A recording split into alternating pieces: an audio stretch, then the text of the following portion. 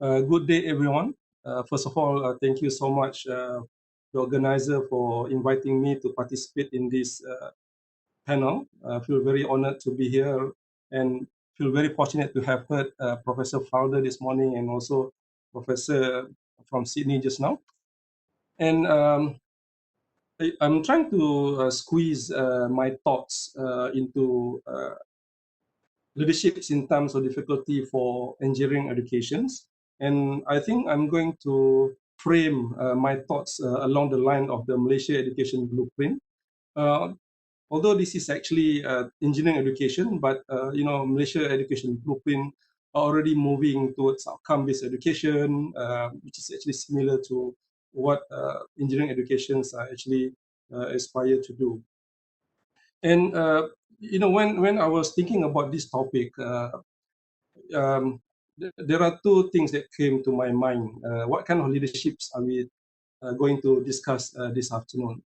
And I think one aspect is that we are looking into leaders in innovations for engineering educations, and people like Roger Felder, people like Professor Khairia, people who are at the forefront of innovating engineering educations. Those are leaders in their own rights, and those are the I think we can talk about that kind of leaderships in different forms and different formats. But I would like to focus leaderships here in terms of difficulties or in terms of uncertainty. Leaderships here for people who are in charge of education itself. We talk about head of departments, head of programs, the deans, the deputy vice chancellors of academic like Professor Zainuddin himself, and even for that matter, the vice chancellors of the universities. How do they actually play their role or leadership roles in terms of uncertainties to shape the engineering educations? We have been talking about the kind of students that we want to produce, and there have been a lot of innovations in the way we want to deliver our educations, the way we want to assess the outcomes of our students. But I think the move or the transformations in the change, the total change that we would like to see, I think has been quite slow in coming. We talk about for Malaysia itself. If I'm not wrong, we talked about outcome-based educations way back in 2004. The day or the year that Malaysia wanted to become or to apply into a Washington Accord member country. So I think what had been missing is the push from the leaders to actually transform. And I think now with the pandemic, with the COVID, I think the push, hopefully, the push should be stronger for the leaders to actually change and the way we manage our education, so engineering education for that matter. So actually, I'm putting up to document here, but there are so many other documents that related to this.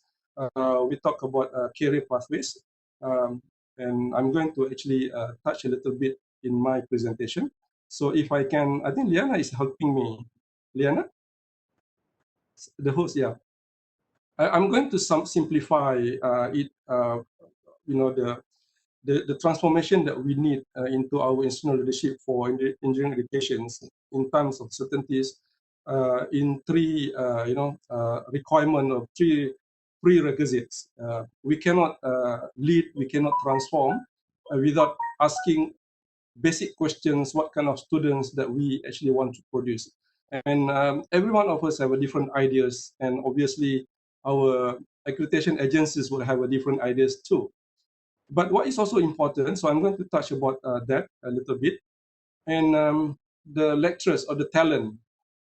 We talk about having the right talent. This morning, Professor Richard Felder mentioned about people who have, people need to be at the forefront of their research in order to be effective in teaching. But nowadays, we probably need to engage people from industries, people who have experiences, people who have the context into teaching. So putting the right talent, the right talent in our organization would be important. And what is also very important, I think this is also touched by Professor Roger just now. We have been talking about collaboration, but I think it requires a different kind of collaboration altogether. And so I'm going to touch a little bit on collaboration in our education ecosystem, where industry leaders, community leaders, and also accreditation agencies need to come into play and have the change mindset themselves in order to help us in delivering our education more effectively. Before I even go into the change that we need in our institutional leadership. So if I go to the next slide, if we go to the next slides on just very simply, regardless, this is actually an evergreen. We need to be able to produce future-proof graduates. I think this is what we have been talking about day in and day out. And we talk about functional graduates. And I think this is the challenge when we talk about functional graduates. They need to be able to function well in the workplace, and also they need to be able to function well in the society and community. I think this is what our blueprint has been, framing, that we want to develop our students to be able to be holistic, to be balanced, and in other words, to be functional graduates. But I think the questions that we need to be able to answer, and we have been trying to, this is actually being set in our manual for accreditation. As an example, I think Dr. Siti Hawa will come in later on this.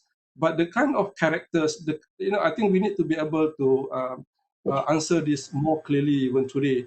I think we have been talking about characters building. We've been talking about the skill sets in the form of problem solving, ability to lead, ability to work in the leadership, ability to work, in a team.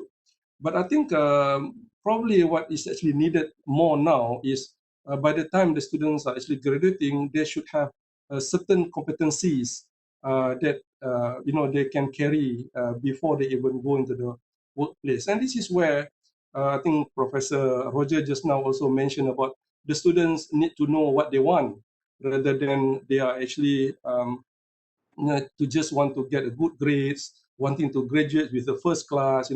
I think those has been in the past. But I think what we need to encourage our students now, we need to be able to ask them, what is it that are passionate about? What is the end games? What Professor Zainuddin mentioned about the end games?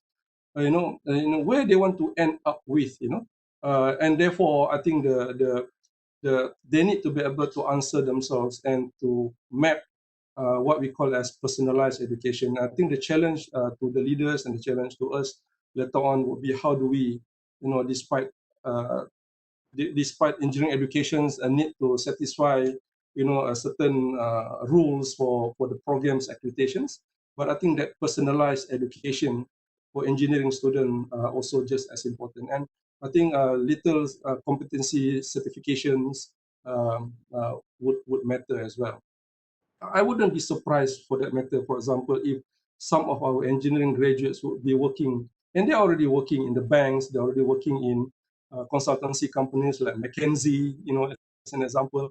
And if they know that this is a kind of workplace that they want to actually serve and they are very passionate about, if they know this when they are still in the university, then the university and we should be able to help them getting those competencies before they even go out. And this is what I meant by personal education. But the students need to actually express this themselves, and we need to be able to bring them out of it.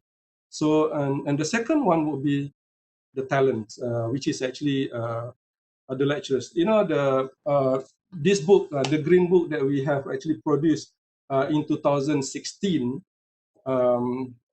actually to be adopted for higher learning institutions in Malaysia. It was actually very clear from surveys of 5,000 academics that we have in the country. 90% of our academia would like to see what we call as a differentiated career pathway. In a way, if I can explain quickly what we mean by differentiated career pathway, I think in the past, at least 5 years ago, most of our promotions, most of our recognitions are actually going into people who are actually involved in research and publishing and getting research grant, producing masters and PhD students, and people who are actually passionate in teaching, having great innovations in students' character buildings. their pathways are actually not there at the universities. And I think and the surveys that we have actually conducted as well reveal that nearly 50% of our academia would like to be recognized as passionate educators. But the questions would be, would our department, would our faculties, would our university be, accommodative to these desires of academia? So, and I think just people like, human being human, we only respond to incentives. We respond to although many of us although also have our own passion that we pursue regardless. We pursue this excellence in teaching regardless. But I think the system must be able to facilitate this. Yeah? So we need to be able to recognize lecturers who are actually passionate in education. They can be very innovative. They can be very resourceful. What is also important, I think we need to have more and more lecturers who are actually empowering the students. And also this morning, Professor Richard Felder mentions about our ability to inspire the students, because nowadays, we are no longer the source of knowledge for them. We just need to inspire them to seek knowledge. But I think the challenge has always been when it comes to how do we measure excellence for teaching, educators, for our educators. I think this has been a subject of debate, and many of our lecturers who wants to, to follow the pathways for educators' pathways, I think they become demotivated when the demand and the requirement are so unreasonable and more difficult, and they would some of them would go back to research path. I think this is actually counterproductive if we were to push for more meaningful teaching for our students, and therefore I think sorry for the wrong spelling there, but I think the institutions and the leaders need to be able to recognize excellence in innovations in teaching and educations, and also provide a very clear incentives and career pathways for our lecturers. And therefore, we then we are going to get good results for our students. The next one will be I'll be touching on when we talk about education ecosystem, lecturers alone, we cannot rely on the lecturers alone to actually provide a proper and well-rounded education. And we have been